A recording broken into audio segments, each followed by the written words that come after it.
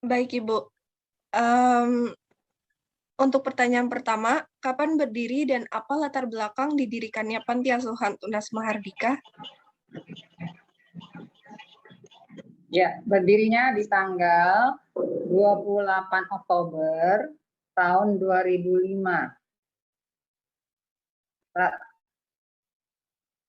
Latar belakangnya, Pendeta Lieveling yang bermimpi melihat bayi-bayi yang terlantar. Lalu dibicarakan dengan sesama hamba Tuhan, dengan Pendeta Ibu Melisa dan Evangelis Ayah Susanti.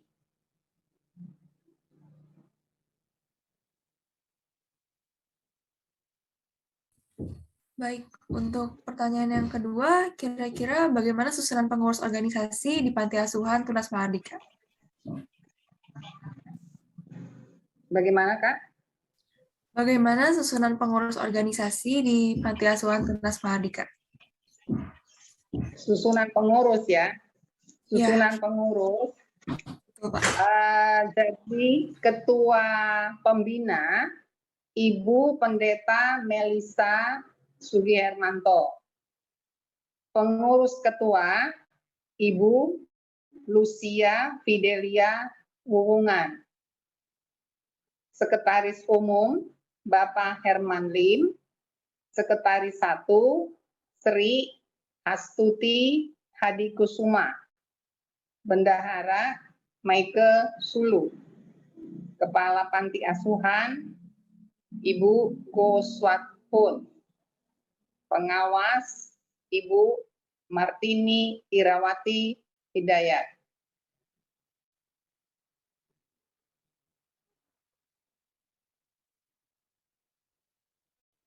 Apakah cukup jelas, Kak? Cukup jelas, Bu. Cukup menjawab. Ya. Ya. Baik, untuk yang pertanyaan ketiga, jadi ada berapa jumlah pengasuh dan pengurus serta anak asuh di Panti Asuhan Tunas Mahardika, Bu? Ya,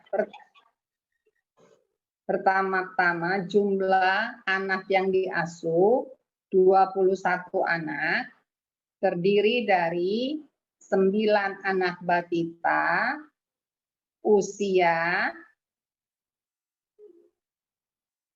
19 bulan sampai dengan 38 bulan dan 12 anak remaja usia 12 sampai dengan 16 tahun. Untuk asramanya dibagi 2, asrama putra dan putri. Jadi asrama putra 8 anak putra remaja dan 4 anak putri remaja dengan 9 anak batita. Di asrama putra dengan Ibu Panti Asuhan, Ibu Gotswathun, dan admin Farida. Lalu di asrama putri, Ibu Ketua, Ibu Lucia Fidelia Wuwungan atau Ibu Lola bersama dengan 4 orang pengasuh atau pendamping anak-anak batita dan 1 pengerja laki-laki.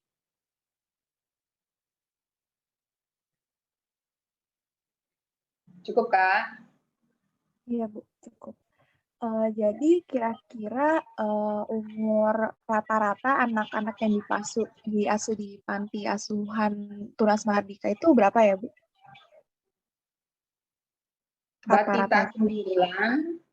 Batita 9 dan remaja 12. Baik, Ibu.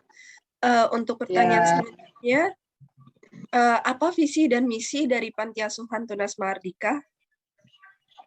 Visi dan misi mengoptimalkan tunas-tunas muda yang Tuhan percayakan menjadi pribadi-pribadi dewasa yang berilmu dan berbudi luhur bagi kemuliaannya.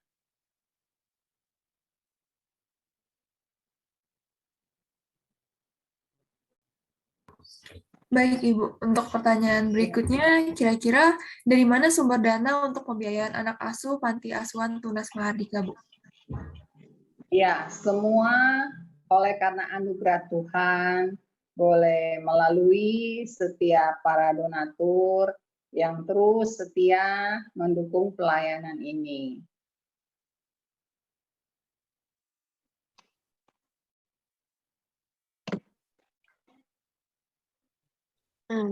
Baik, Bu.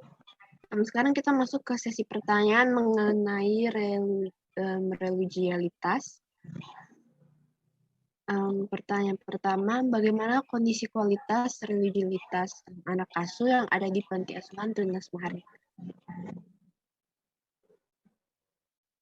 Untuk kualitas anak-anak ya, anak-anak jadi untuk setiap hari itu diwajibkan itu mereka pertama-tama kan pagi-pagi itu ada saat teduh, baca Alkitab, lalu untuk tugas-tugas pekerjaan rumah semua anak mereka ada tugasnya masing-masing.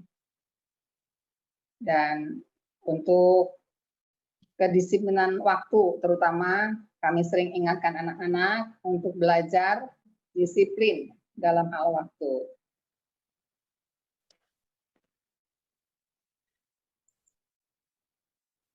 Oke, Bu. Jadi pertanyaan selanjutnya, kegiatan apa sajakah yang diterapkan untuk meningkatkan kualitas religiulitas anak asuh yang ada di panti asuhan? Maksudnya ada lagi nggak selain yang tadi? Ya, setiap hari itu ada doa bersama ya. Setiap hari ada doa bersama. Selain doa, ada kesaksian, ada sharing, dan juga mendoakan. Baik itu mendoakan orang sekitar ataupun juga mendoakan setiap para donatur dan mendoakan juga untuk negara kita, negara Indonesia. Ya, baik sekarang dalam masa ini ya, masih masa pandemi. Ya. Baik, Ibu. Untuk pertanyaan selanjutnya, fasilitas apa saja yang dapat meningkatkan kualitas religiusitas anak asuh di Panti Asuhan Tunas Mahardika? Ya, kami mengasuh mendidik anak-anak untuk terus untuk tekun di dalam berdoa dan supaya mereka menjadi beriman ya, bertumbuh di dalam iman agar mereka terus bisa tekun dalam berdoa dan di dalam permasalahan mereka atau pergumulan mereka, mereka harus bawa di dalam doa ataupun juga bisa sharing dengan pengurus.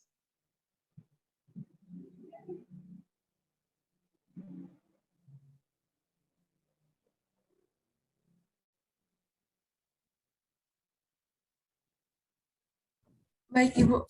Sebentar, maaf ada gangguan.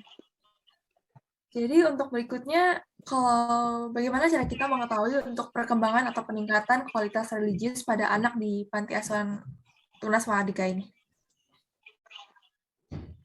Ya, jadi kan setiap minggu itu ada satu hari ya yang untuk anak-anak remaja terutama itu untuk sharing dengan bapak atau ibu pengurus.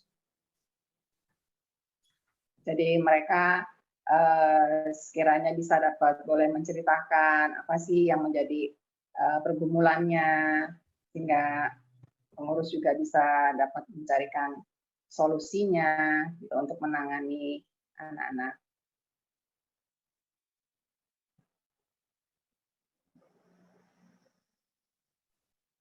Baik, jadi sebenarnya faktor apa saja kah pendukung dan penghambat dalam peningkatan kualitas religiusitas oleh anak-anak asuh di panti asuhan?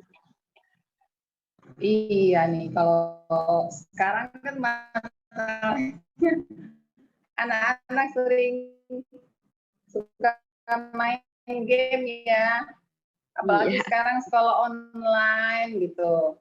Jadi sekolahnya juga kurang fokus karena ada mereka bisa secara online, terus kadang ntar lagi sekolah dia bisa main gitu.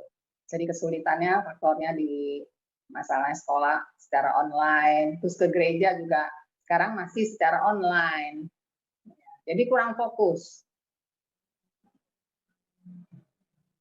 Baik, Bu. Ya. Oke, Bu. Sekarang kita masuk ke pertanyaan penutup ya, Bu. Jadi pertanyaan Ya. pertama, apa saja kendala yang dialami Ibu saat mengelola panti asuhan dan mendidik anak-anak panti asuhan Tunas Mahardika? Yang awalnya ya, Iya, Bu. untuk awalnya ya pertama-tama kan itu Ibu Pendeta ya, Ibu Pendeta Liveling, Ibu Pendeta Melisa, dan Evangelis Ayah Susanti. Kalau untuk Ibu Pendeta Melisa sampai sekarang masih aktif. Jadi beliau sebagai Ibu Ketua Pembina. Jadi kendalanya kalau untuk tempat tinggal pertama-tama itu kan awalnya kami kontrak. Jadi per tahun itu kan biaya kontrak itu kan bertambah ya, semuanya selalu bertambah. Jadi terus ya semuanya karena kemurahan Tuhan, untuk di Asrama Putra ini sudah rumah permanen. Bila untuk di Asrama Putri sementara dipinjamkan oleh yayasan 10 tahun dan sudah berjalan 2 tahun di Asrama Putri. Halo Kak. Iya, Bu. Iya, Iya. kedengaran. Ya.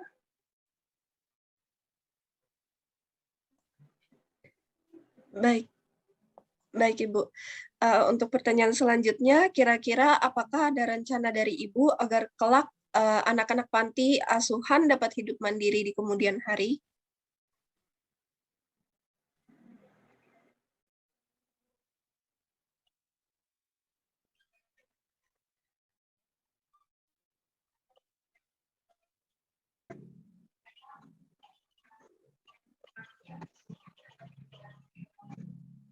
Iya. Jadi anak-anak diasuh dari bayi hingga mereka mandiri. Setelah mereka lulus dari sekolah menengah atas, mereka harus belajar mandiri, mereka harus kos, dan mereka juga apakah mereka mau lanjut kuliah, terus mereka lanjut kuliah, atau ada yang mau sudah bekerja. Tapi untuk tempat tinggal tidak di panti lagi, mereka harus sudah kos. Baik, Ibu. Baik, Ibu. Untuk pertanyaan berikutnya, apakah Ibu pernah mengalami kesulitan dalam memenuhi kebutuhan atau sembako buat anak-anak panti asuhan?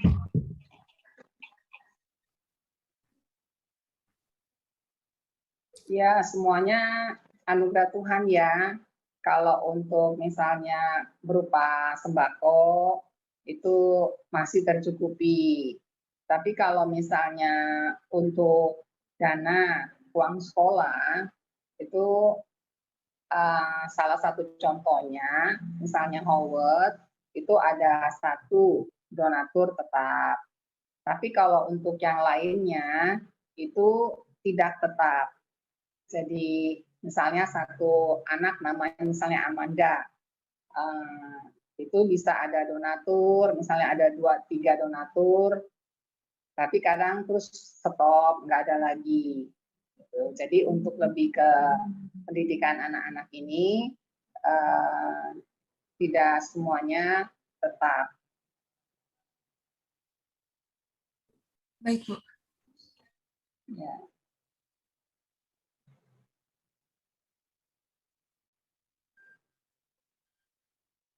Pertanyaan selanjutnya, kebutuhan apa yang biasa dibutuhkan oleh anak-anak dari panti asuhan? Kebutuhan yang Ya, biasa. kebutuhannya selain mereka sekolah, kebutuhannya juga mereka untuk apa sih kesenangannya, hobinya. Nah, misalnya anak-anak ini sekarang hobinya lagi senang main basket atau bola kaki. Jadi ada total laki kan anak 8. Ada 8 anak. Jadi total 3 anak sudah ada khusus bola kaki, 4 anak basket. Nah, jadi 7 anak yang sudah aktivitas itu kesenangannya main bola kaki atau basket. Kalau anak-anak yang putri, ya tidak ada kegiatan di luar, tapi mereka kalau putri itu kan 4 ya, 4 anak remaja putri. Mereka waktu masih SD, SMP, ada 3 anak yang les balet. Nah, sekarang les baletnya sudah tidak lanjut. Mereka kadang ada ya ini otodidak aja, senang main gitar gitu.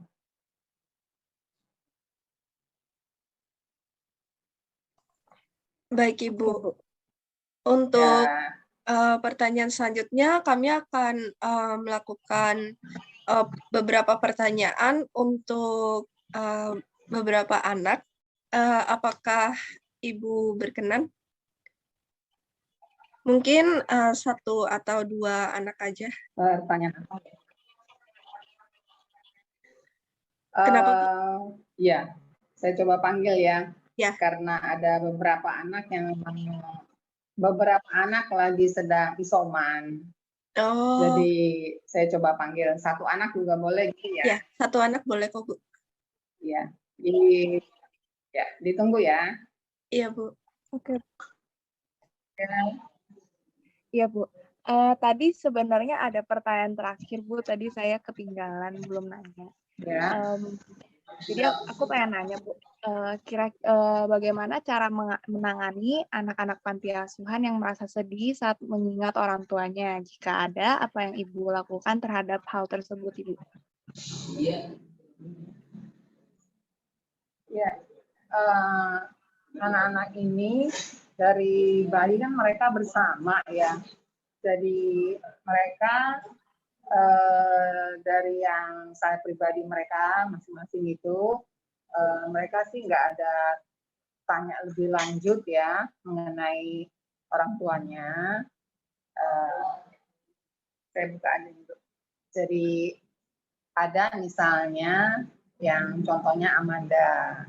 Amanda itu kan mamanya pernah berkunjung kemari. Jadi awal-awalnya sih belum bisa terima kan, nggak mau deket sama mamanya waktu mamanya datang. Tapi terus kan ya sehatin sama ibu pengurus bahwa kalian punya orang tua kandung. Nah, terus akhirnya si Amanda sudah bisa perlahan-lahan udah bisa menerima ya orang tua kandungnya, dan anak-anak yang lain tahu kalau ini mamanya Amanda gitu. Jadi untuk berikutnya dikunjungin, tapi kunjungannya itu dalam jangka waktu yang panjang. Jadi kalau anak-anak yang lain kebanyakan kan dari rumah sakit, jadi pihak orang tuanya ini tidak menghubungin kembali. Nah, tapi kalau misalnya orang tuanya ingin mengetahui perkembangan anak, itu bisa, karena secara rutin kami kirimkan surat perkembangan anak ke rumah sakit dalam setahun 2 kali.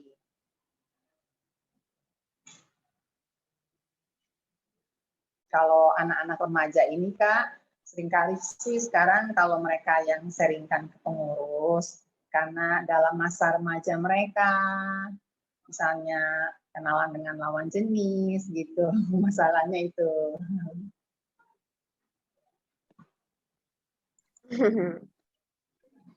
Baik, Ibu. Ini sudah di penghujung akhir dari wawancara. Baik, Ya. terima kasih atas jawaban yang telah Ibu berikan dari beberapa pertanyaan tadi. Kami juga berterima kasih kepada Ibu Farida serta anak-anak asuh yang telah menyediakan waktu bagi kelompok kami.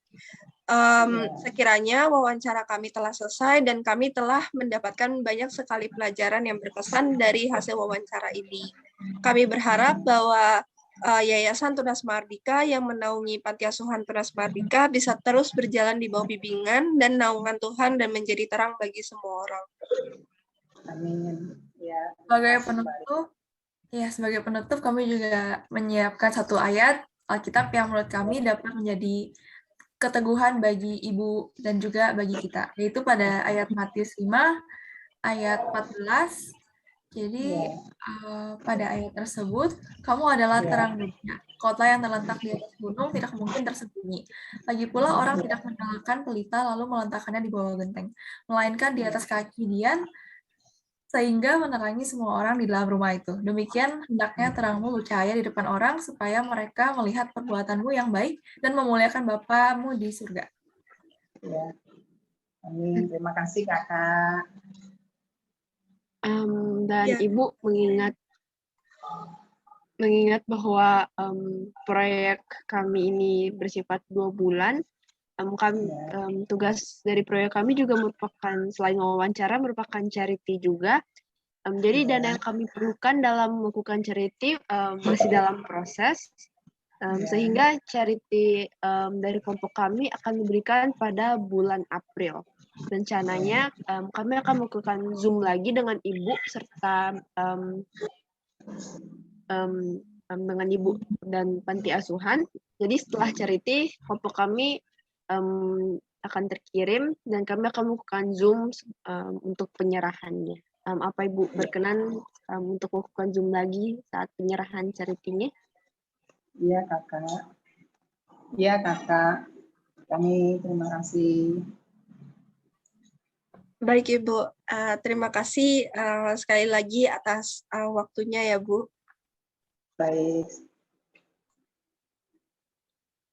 Terima kasih juga untuk Nathan sama Robin sudah mau menjawab pertanyaan tadi. Ya.